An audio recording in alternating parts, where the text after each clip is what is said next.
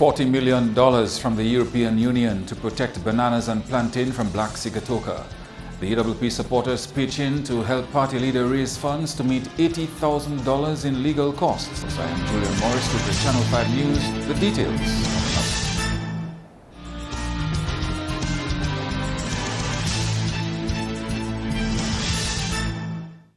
We begin with the European Union pumping over $40 million worth of inputs into the banana and plantain subsectors as the fight against black sigatoka continues. The Ministry of Agriculture, through the banana accompanying measures and the National Authorizing Officer, will benefit from 35,000 gallons of oil for spraying and 20,000 bags of fertilizer. The National Authorizing Officer says contracts were signed in September. She says the banana accompanying measures is focused on risk management. And so under the BAM, the European Union has supported the chemical treatment of black sigatoka disease. It has also supported public awareness of the disease. And most critically, it has provided for the inputs to enhance plant nutrition and good husbandry practices for the management of black sigatoka disease. Minister for Agriculture Johnson Drago says a distribution plan has been developed for the farming districts.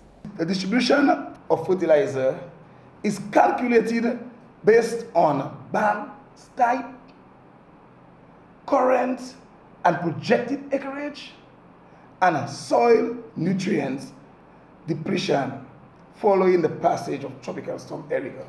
The BAM fertilizer, only the second shipment has arrived thus far. The last shipment we received was just over 5,000 bags. The ministry has decided that it will continue to go in the north, southeast, east, and central region. The fertilizer from the BAM is being managed and distributed by officers of the Ministry of Agriculture. The minister expressed gratitude to the NAO's office for efforts to revive the banana industry. On now to the political leader of the opposition United Workers' Party, who has brushed aside claims of leadership struggles within his party. Recently, comments surfaced in the public that there was discord among the ranks of the UWP. However, Linton says these comments are far from the truth. There is no leadership struggle in the United Workers' Party. The United Workers' Party has a leader, duly elected, who is not a dictator and has no intentions of becoming a dictator. It is his wish that all ideas must contend at all times, and all those who feel that they have leadership capabilities and capacities and would like to offer themselves to lead the party of which they're members, they are free to do so at any time. The opposition leader says there is a wealth of leadership talent within the UWP for leadership succession in the party. In Isaac Baptiste, in Felix Thomas, in Hector John, in Danny Lugay, in Ezekiel Basil, in Monel Williams, in Thompson Fontaine, in Joseph Isaac, in Joshua Francis. There is an abundance of leadership talent available just within our parliamentary group for leadership succession in the party whenever that need arises. Lennox Linton was voted as leader of the United Workers' Party on 1st September 2013. He was speaking at the UWP's Delegates Conference on Sunday. Andrea Louis, Channel 5 News. And UWP supporters started pitching in during a radiothon on Monday to help party leader Lennox Linton pay $80,000 to Kieran Pinard-Byrne. The demand letter from Pinard-Byrne's lawyers state that this money is to be paid by Thursday. Linton and Pinard-Byrne have been in court over a defamation action brought by Pinard-Byrne in 2002. That case has been brought through the High Court, the Eastern Caribbean Court of Appeal, ending up at the Privy Council. Here is Kieran Pinard-Byrne as he spoke on DBS Radio on Monday.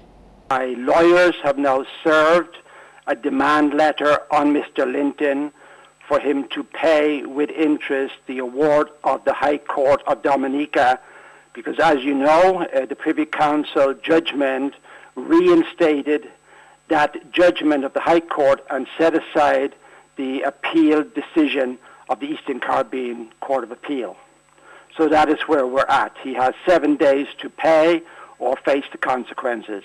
The High Court award against him, there were 3 defendants, but the award against him was 50,000 EC dollars plus 14,000 in legal costs plus 5% per annum interest on that judgment from its date until the current time, and brings the total amount up to just below $80,000. He's had 3 years to set aside this money, so I'd be very surprised if he doesn't pay.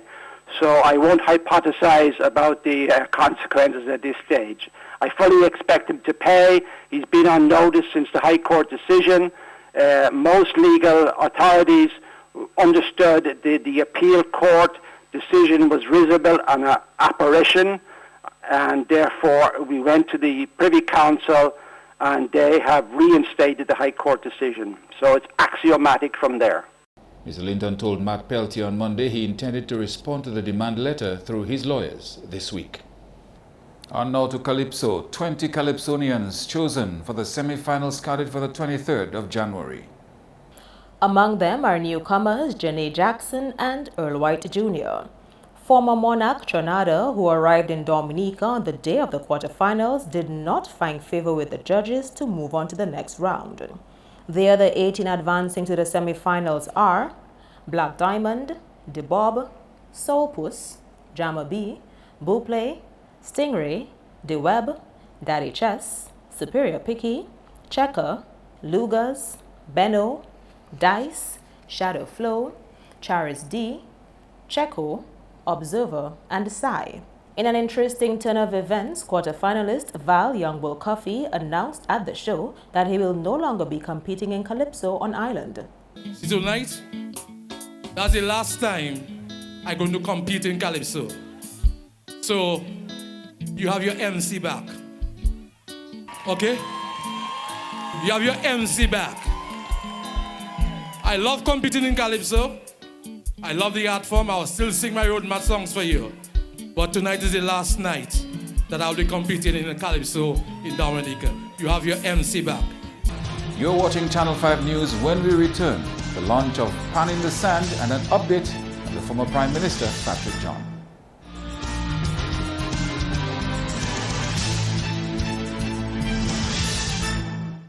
Thank you for staying with us. New approaches are being adopted as Dominica continues to be on alert against the mosquito-borne Zika virus. Dominica is on high alert as over 100 cases of Zika have been detected in the neighboring French island of Martinique. The National Pest and Termite Control has intensified its activities to reduce mosquito breeding sites. It is looking to enforce the penalties for people who fail to comply with vector control officers' orders. If it becomes necessary to empty out and to even puncture some of those water receptacles, because the law provides that the authorized person or persons can in fact disable those containers if the owners are not prepared to do so once they've been told and given good reasons why. Now, those receptacles we will puncture or disable are only those with little or no commercial value. In other words, if you have a drum of water and it's being used for your agricultural production, and we can ascertain that, obviously we're not going to deprive you of that opportunity. So people need to understand that when a vector control officer comes to your house and he or she speaks with you, having recognized that your area is breeding, you need to comply, you need to help, because we must do it together. St. John says they will zero in on the Rosa Fisheries and its close proximity to the ferry terminal. We're talking about the frequency of travel between Dominica, Martinique, Guadeloupe from the ferry. So we know this is a very interesting port of entry for us. And the reason why I mention that area is right next door you have the fisheries complex where a number of fishermen keep their boats. And there are boats in there that are not being dealt with insofar as keeping them free from stagnant water. We go in there as well and we treat as often as we can. But now, in light of the Zika thing, we want to ensure that there's almost a zero tolerance in the breeding in that area. So I want to take this opportunity now on television to appeal to the boat owners and to the custodians of the ferry terminal to seek to ensure that they assist us. Health authorities are liaising with major health bodies and a plan of action is being implemented. The Ministry of Health and Environment has been in very close communication, I must say, with the Pan American Health Organization and CAFA in monitoring the situation in the region.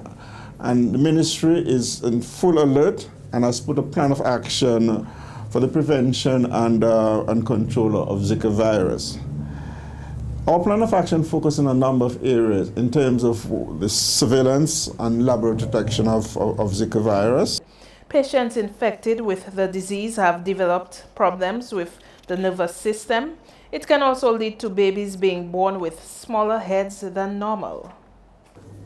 Over 75% of cases of Zika virus might be asymptomatic. That is, persons will not present with real signs and symptoms of the disease. So it is very likely, although we don't have any evidence to date that Zika virus is circulating in Dominica, that the Zika virus might enter Dominica undetected. In other words, someone might enter the country with Zika virus without appearing to be ill. The Ministry of Health, based on the guidelines received both from the Caribbean Public Health Agency and the Pan American Health Organization, will be taking blood specimen for persons who are suspected from suffering from Zika virus, and these specimens would be sent to CAFA, that is the Caribbean Public Health Agency in Trinidad, for testing for confirmation of the disease. Back to some police news now. 25-year-old Kin Nikita Leta Fobaon Lubier has pleaded not guilty to 2 drug trafficking offenses in court on Monday. Police arrested Leta in Tatan last week. He is charged with possession of over 4,000 grams of marijuana with an estimated street value of $9,500. He is also charged with possession of over 22,500 grams of cocaine with an estimated street value of over $600,000. The prosecution, led by Sergeant Davidson Cadet, told the court that they were not objecting to bail. However, given the quantum of the drugs and its value, he proposed that bail be set at $200,000. Magistrate Bernard Packett set bail at $150,000 AC dollars after Leta's lawyer Joshua Francis pointed out that the bail was too high. At a newly launched event, Pan in the Sand, originally scheduled for the Cove, has now been relocated for Castaways Beach. The Pan on the Sand event is a collaboration between Doing It Entertainment and the Cultural Division. The weekly event began on Sunday, January 10th, with a performance from Phase 5. At Castaways yesterday, and there are 2 more Sundays in the month whereby we'll be having a Pan group from Portsmouth and also Pan in Harmony as well has come on board to be part of that event. And the goal and the objective of this whole initiative is that we hope that it will grow.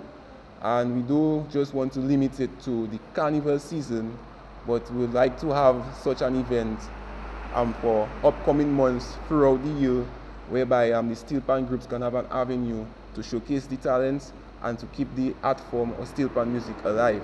He says they are creating an avenue for people to see what pan music is all about. We feel that it will create a greater buzz and interest among others to come on board and to form part of the whole steel pan experience, to hopefully sustain it and revive it to a level that it can move forward on another aspect in terms of our culture. Meanwhile, Urson Matthew with the Cultural Division says they see a need for re-emergence of steel pan. He says this requires increased training among community-based organizations, tutors and tuners. He commended Doing It Entertainment for the initiative to increase pan performances on island. Former Prime Minister of Dominica, Patrick Rowland John, is progressing well. Mr. John was airlifted to Martinique last week for medical attention. The 79-year-old is receiving treatment at the La Mena Hospital for serious heart complications. His wife Desiree says she is satisfied with his progress, but he remains in intensive care. According to Mrs. John, doctors say her husband is responding well to treatment. She says her husband sends his love and appreciation to all and asks for continued prayers from the public. He says the journey over the last 6 weeks has been rough, but he sees light at the end of the tunnel. That's news. Sports highlights next with Kenny Williams.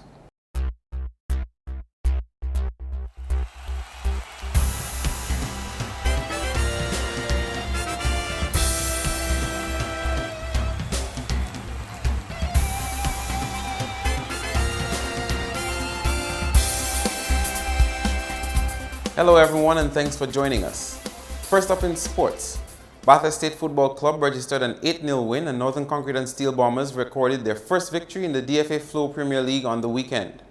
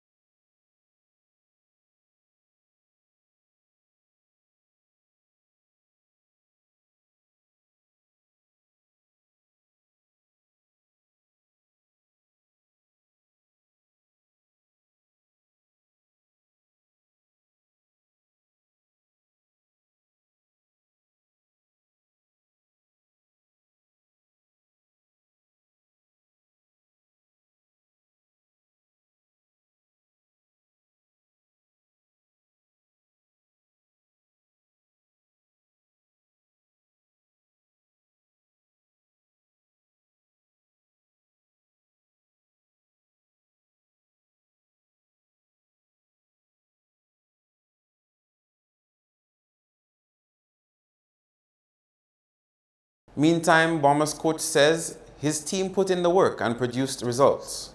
So we are accustomed to winning, it's just that it kind of eluded us for a little while and we just getting back our form, and as you can see the results spoke for itself. I expected a good result today based on the training for the week and the turnout and everything, and the win just cemented that. We kind of took it off the field and went more mental because we realized it's something mental and some statements were made and and some of the players were kind of low on confidence, so we just tried to bring that back. And Channel 5 Sports spoke with the captain of defending champions, Delbert Daly, who said their loss was rather unfortunate.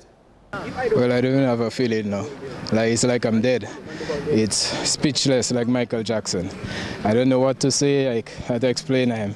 The only thing I can do is just apologize to my sponsor and apologize to my fans, because this was a big embarrassment in my entire career. I've lost games, but cannot believe we lost this game. Well, we lost the game even before we started. The attitude of players, a lot of people think that, when you don't have discipline is when you punch a referee, but there are other ways ill discipline.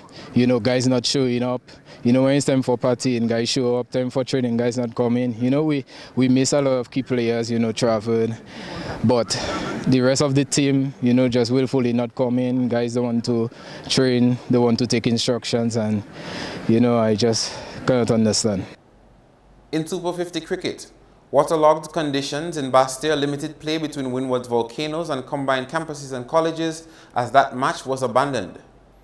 On Saturday, combined campuses and colleges batted first, scoring 233 for 6. Chadwick Walton top scored with 86 and Vikash Mohan 40. Mervyn Matthew took 2 for 41 and Delron Johnson 2 for 47 for Volcanoes. The Dominican-based team resisted with 40 for 3 before the rain came. Still in Bastia, Shivner and Chandrapal led the way with 81 to assist Guyana in their 72-run victory over Hurricanes. Guyana ended on 219 for 9. Leeward Islands Hurricanes replied with 147 all out. Moving over to Port of Spain, where TNT Red Force recorded a 9-wicket win over Barbados Pride. Pride was first at the crease but was only able to amass 161 all-out. In reply, the partnership of 150 runs between Kyle Hope and Kejon Otley piloted the home team to victory. Red Force ended on 163 for 1. Still in Super 50 cricket, Jamaica destroyed ICC Americas by 184 runs when the teams clashed on Saturday. Jamaica first at the crease scored 260 for 8 with a century of 118 coming from Andre McCarthy. ICC Americas could only accumulate 76 all-out with Natish Kumar top scoring with 42. A positive feeling in the hearts of West Indies fans as the Windies is now ahead in T20 rankings. The Windies have claimed the #1 spot in the ICC T20 rankings after Sri Lanka was canned by New Zealand on Sunday. The Windies had a 118.36 rating points and is now marginally ahead of Sri Lanka and Australia, who have exactly 118 rating points each. Despite this improvement, West Indies fare far worse in other formats. They are now number 8 in Tests after losing the Frank Worrell Trophy 2-0 and number 9 in ODIs. Still in sports, NCC UW Stars defeated defending champion Stowe & Co Hard Hitters by 3 wickets in the quarter-finals of the National Rounders League on Sunday. Hard Hitters batted first, scoring 203 all-out. Anthea Jeffrey 34, Barbara Henderson 31 and Cassia Wade 29. Dumsetco Stars replied with 204 for 8 with Marsha Barron scoring 36, Jessica Phillips 35 and Sarah Polidor 33. Meantime, Dubic Strikers booked a spot in the semi-finals with a convincing 10-wicket victory over Matadors. Matadors batted first and scored 225 all-out in 36 overs. Evelyn Adams resisted with 45, Nisha Paul 37 and Marilyn August 31. Dubic Strikers replied with 229 for 1 with Tonia Pierce contributing 57, Julia Bruno 41 and Jolene Anselm 39. The semi-finals will be played on Sunday with Maxroy Conquerors versus NCC UW Stars at Maho. Posse Rock Stars will face Dubic Strikers at Pottersville. Both matches are to begin at noon. And finally, in domino action, Numem 4-hand Domino League had 4 wins in Zone A and 4 in Zone B. In Zone A, Swansea sealed a 1,367-point victory over Tambrintree City. 681 points separated Rabbit Hole and Jam Down. Golden Arms and Skills ended on 4,039 and 3,613 respectively, and Fire Services defeated Remix by 673 points. In results from Zone B, Marino Mount Zion and Task Force played to a 4,006 and 2,994 points finish. Almoto's Valiance crushed Barbie 007 by 859 points, Metric scored 4,001 and Rebels 3,420. Dolphins edged out Homeboys by 910 points and Giants scored 4,006 while Stars got 3,525. That's all the time we have for sports. I'm Kenny Williams. Join us again next time.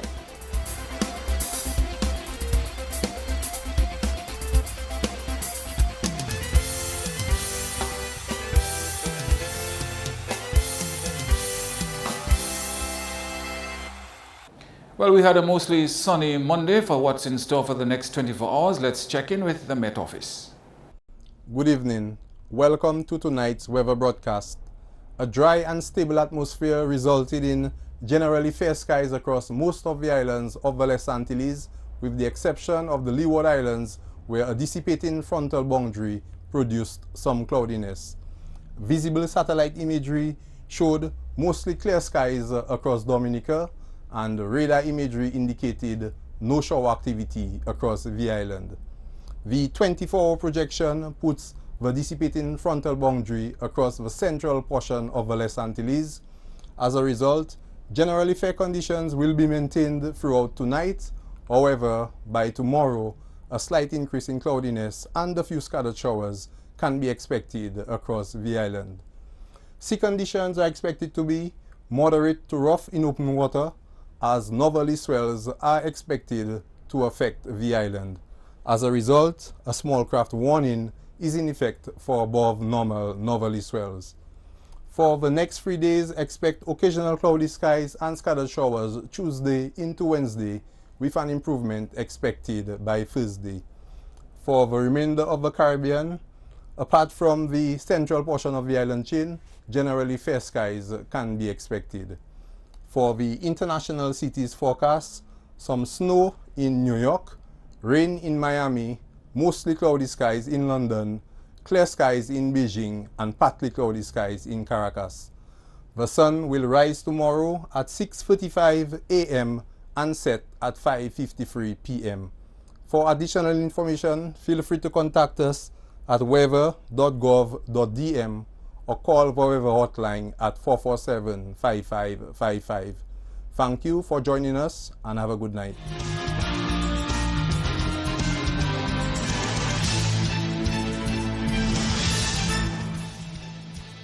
To end the news, the headlines again: $40 million from the European Union to protect banana and plantain from black sigatoka. The UWP supporters pitch in to help party leader raise funds to meet $80,000 in legal costs. Email us at news@MarpinNewsJan11th2k16. You can watch our past newscasts on our YouTube page. On behalf of the production team, I am Julian Morris. Thank you for watching. Join us tomorrow.